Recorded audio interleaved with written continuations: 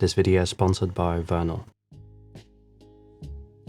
So oftentimes the projects that came from this bout of inspiration, where you came home from a long day of work, or you woke up at 3 in the morning and you have this idea and you just act upon it and you start building something, those are always the ones that last the longest and are the most fun to do. And so over the past couple of months I've been in a very fortunate position with this YouTube channel because it's been going really quite good. And I've been looking into moving the YouTube studio into a different space. But that also brings its own concerns, because if I have a dedicated space to house all of the tools in, and I have a creative idea in mind when I wake up in the morning or something, ideally you'd want to act on it straight away, because otherwise that creative momentum just drops and that project might not even make it, right? If you don't have that first half an hour where you can build something out, get yourself invested into the project, sometimes it just doesn't work and it doesn't happen.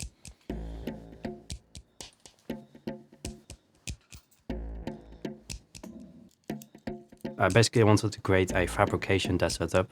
I'll combine all of my favorite tools onto this desk setup, see how that works out for a little while, see if I would be able to keep one of those setups in this apartment and move the rest to the new space, if that ever happens. Which brings us to this desk setup that I'm putting together right here. This is from the sponsor of today's video, Vernal. They make really high quality sit-stand desks. So the prices start at $389. You can use an exclusive discount code that Vernal provided to us. It gives you an extra 6% off. And the first 200 orders will receive a desktop mat with a solid wood storage tray worth $100. The options I added to this thing were the keyboard drawer, which I think is really awesome because that frees up a lot of space on the desktop itself, and also some monitor arms. Also put some wheels on there so that we can roll it around in the space and put it in a different spot. That's pretty much standard for this space. At the maximum height there is a little bit of wobble, but not too much to actually interfere with working. When it's at its minimum height where you'd be sitting at, it doesn't wobble at all, so that's really great. With Vernal they offer a lot of additional accessories, cabinets, riser bases, and also the keyboard drawer, for example. So I've left a link in the description box down below. If you were planning on getting one of these setups, then definitely check out that discount code as well. So I think a Fabrication Desk Setup is different for everybody, right? So if you use a drill press with a circular saw, that could also be a Fabrication Desk Setup. For me though, I use very digital tools. So the first thing I'm putting on here is a 3D printer. This is the X1C from Bamboo Lab. I really like how the corners kind of match up in terms of round over. So yeah, it fits the desk setup really quite nicely. I'll go into more detail on it later. The next thing is a laser cutter. So this is the X-Tool S1 with the riser base, which you can open up with these little latching things at the front, which makes it a little bit easier to put in material and that kind of stuff.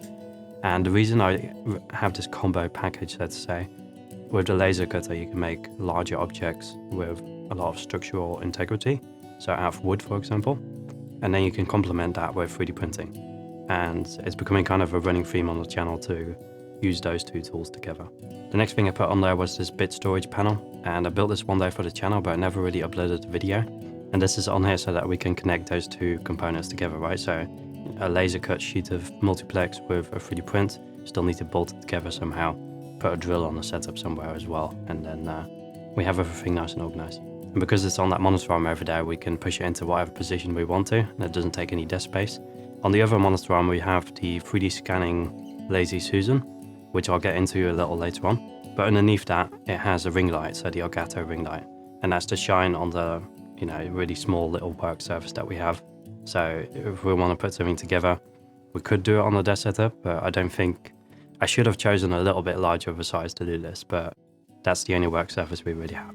So as I said earlier on, I really like that keyboard drawer because it frees up most of the desk space there, right? And what I put inside of here is my i9 MacBook Pro. Like, it's an older model, 2019, but it still works okay for slicing and activating the machines as they need to be. And I also have an M1 iPad Pro alongside the 3D scanner. So I can get away with an older MacBook or an older laptop because I don't use it for anything other than slicing and activating the machines. All of the 3D modeling, I do that on the iPad Pro in Shaper 3D, which is a really intuitive CAD program, and I highly recommend you check it out. You can use it for free if you only have 2 projects open. I am very hopeful though that one day we can ditch the MacBook Pro and just use the iPad, because The XTOL S1 actually has an application which works via the iPad, so I can do everything I could do on the MacBook Pro via the iPad over here. So I'd like to go through all of the tools as I would use them, like in sequence, so to say. And usually that starts with gathering some amount of data, right? Measuring stuff up and getting all of the stuff together into the CAD program.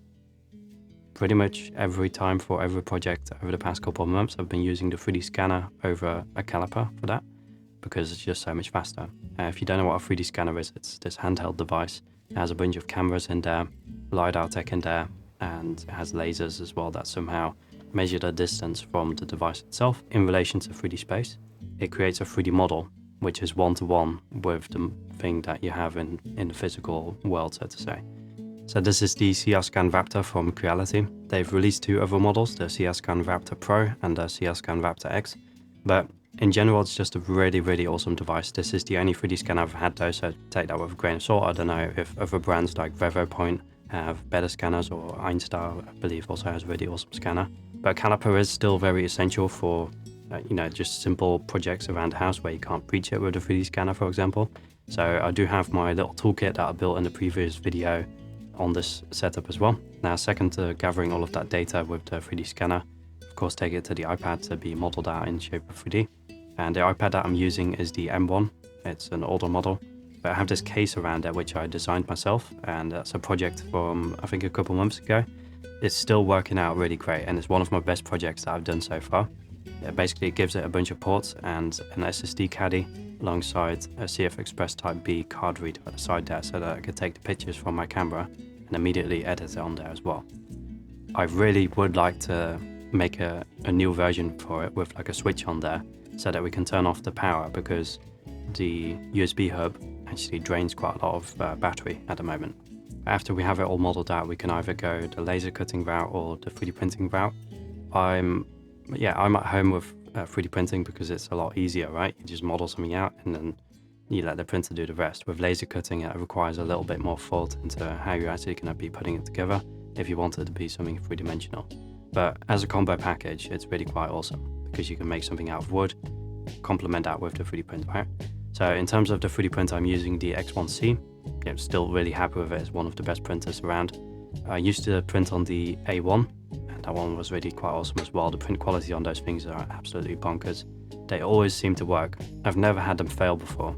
If we're going the laser cutting route, we have the XTOL S1 on this setup, just because of the whole software integration and all of the smart features it has in there. I did notice that the 40-watt module that I have on this laser cutter isn't as good as the 40-watt module that's on a Creality Falcon 2 laser. So there seems to be some variability between laser heads. But in general, the entire software package that accompanies this machine is really awesome, because you can also control it via the iPad. And it's a really quick turnaround going from Shaper 3D directly into the laser cutter. I haven't nearly done enough projects with it yet, but I do really enjoy this machine. So that was it for my ultimate fabrication desk setup. I hope you enjoyed the video. I hope it gave you some inspiration for your own projects or maybe your own desk setup, and hopefully see you in the next one.